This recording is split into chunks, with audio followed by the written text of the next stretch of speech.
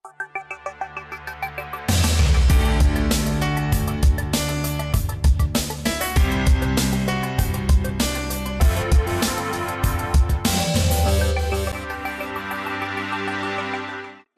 Эколик 5 экономикалык программасынын кезектеги чыгарылышы. Программанын алып баруучусу мен Наргиза Баюмурова. Саламатсыздарбы? Бүгүн биз ислам банк иши жана каржылоо принциптери менен иштешүү боюнча маектешебиз. Темага ылайык суроолордун тегерегинде Кыргыз Республикасынын Улуттук банкынын көзөмөл методологиясы жана лицензиялоо башкармалыгынын продукттар бөлүмүнүн башчысы Осмоналиева Арзыкан жооп берет. Саламатсызбы, Арзыкан Абыловна? Негизи эле ушул ислам принциптери менен иштешүү деген эмне? Ушуга жооп берсеңиз. Ислам банк иши жана каржылоо принциптери бул банк операцияларын шариат стандарттарына ылайык жүзөгө ашыруу эрежеси. Шариат стандарттары эл аралык финансылык стандарттарын аныктоочу уюмдар тарабынан кабыл алынган каржылоо эрежелери болуп эсептелинет. Биздин өлкөдө бул стандарттар мыйзам деңгээлинде кабыл алынган. Ислам каржылоо принциптери менен иш алып барган банктар башка салттуу банктардай эле тейлөө көрсөтөт, а бирок операцияларды өткөрүү эрежелери айырмаланат. Мисалы банктын ички нормативдик актылары жана типтүү келишимдери шариат кеңеши тарабынан экспертизадан өтүшү зарыл. Шариат кеңеши деген бул финансы, экономика жана теология жагында жогорку квалификациядагы эксперттердин курамынан турат. Шариат кеңешинин мүчөлөрүнө Улуттук банк тарабынан коюлган талаптар аткарылыш керек. Ал тараптардын негизгиси бул ошол билими, тажрыйбасы болуш керек шариат кеңешинде иштеген эксперттердин. Ушул негизги айырмасы. Рахмат. Айтсаңыз, ушул Кыргызстанда кайсыл жылдан бери жана канча банк аталган принциптин негизинде иш алып барып, кардарларды тейлеп жатышат? Ислам банк иши жана каржылоо принциптерин киргизүү боюнча бул тармакты өнүктүрүү 2006-жылы башталган. Ислам өнүгүү банкынын колдоосу менен бир коммерциялык банктын негизинде пилоттук долбоор башталган.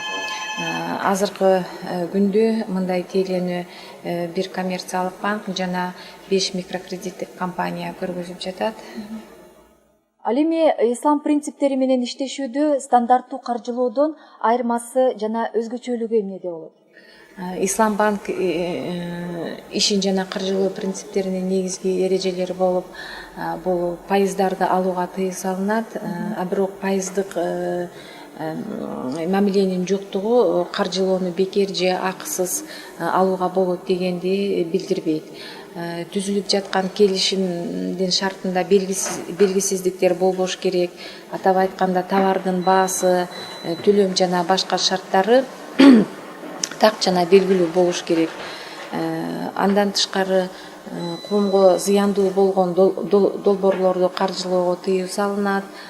Мындай долбоорлорго тамеки продукцияларын, спирт ичимдиктерин өнүктүрүү долбоорлор кирет.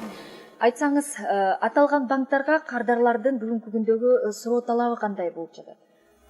Кардарлардын эң көйгөйлүү суроо талаптарынын негизгиси бул кардардын акча каражаттарын, аманаттары деп койсок болот, боюнча пайданы жана аманаттар менен жүзөгө ашырылган каржылоо операциялары тууралуу маалыматтар.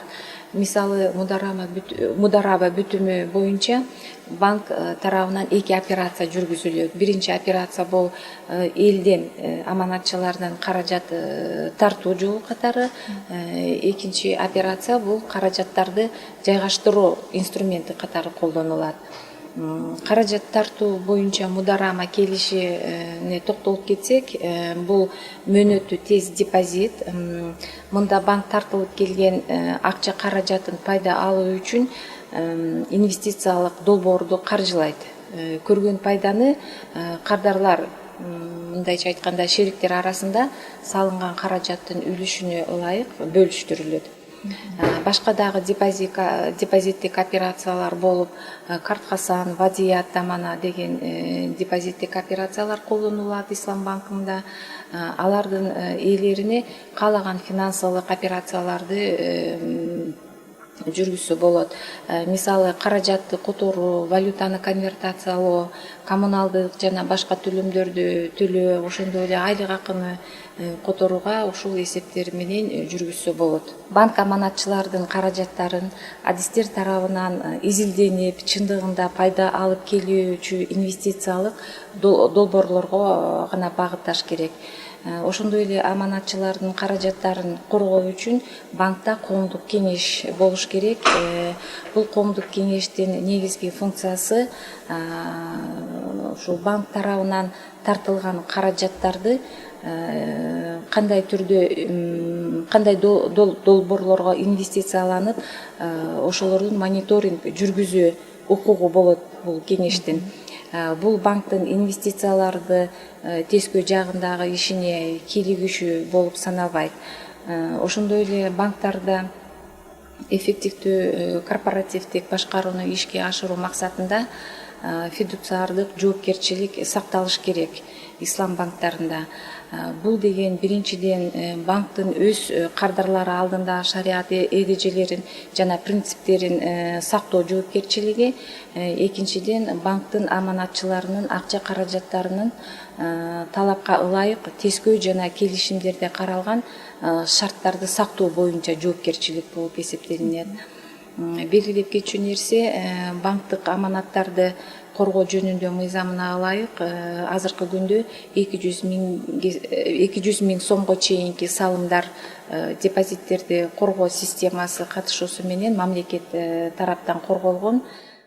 Айтсаңыз, ушул жалпы эле Кыргызстандагы ислам принциби менен каржылоонун мындан аркы өнүгүү стратегиясы кандай?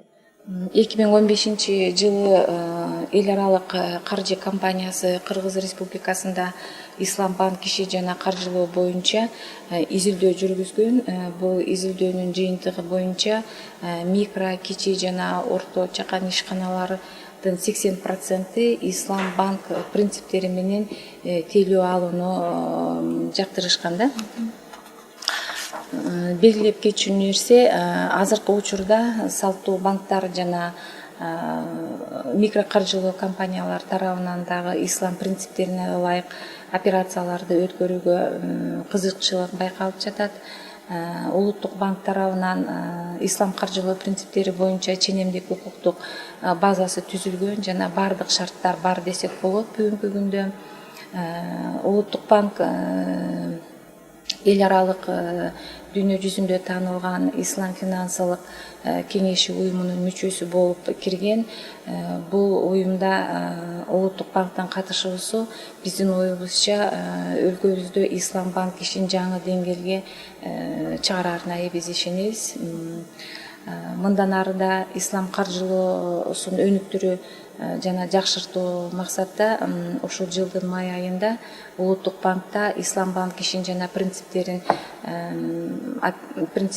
ишке ашырган финансы кредит мекемелери үчүн IOFI'нин шариат стандарттары боюнча презентация өткөзүлгөн. IOFI стандарттары бул бухгалтердик эсепке алуу жана аудит стандарттары болуп эсептелинет. Мындан тышкары улуттук банк тарабынан ислам каржылоо принциптери боюнча финансылык сабаттуулугун жогорулатуу максатында Финсабат ЧК веб сайтында жана жалпы маалымдоо каражаттар аркылуу маалыматтар жарыяланып турат. Ушул максатта Ош шаарында иштеп жаткан бир микрокаржылоо компаниянын демилгеси менен Ош мамлекеттик университетинин теология факультетинин базасында семинар өткөрүлгөн. Бул семинардын катышуучулары болуп финансы кредит мекемелери эмес эле жана ошол финансы кредит уюмдарынын кардарлары, студенттер, окуучулар тарабынан аябай кызыктуу семинар болду. Элдин эң көйгөйлүү болгон суроолоруна жооптор берилди. биз ойлойбуз ушул ислам банк принциптерин мындан ары дагы жайылтууда улуттук банк тарабынан алгылыктуу иштер жүргүзүлөт деп. Арзыкан Абыловна, сиздин берген маалыматтарыңызга ыраазычылык, саламатта барыңыз. Ушуну менен биздин бүгүнкү Эколикбез экономикалык программабыз соңуна чыкты. Кайрадан көгүлтүр экран аркылуу көрүшкөнчө саламатта болуңуздар.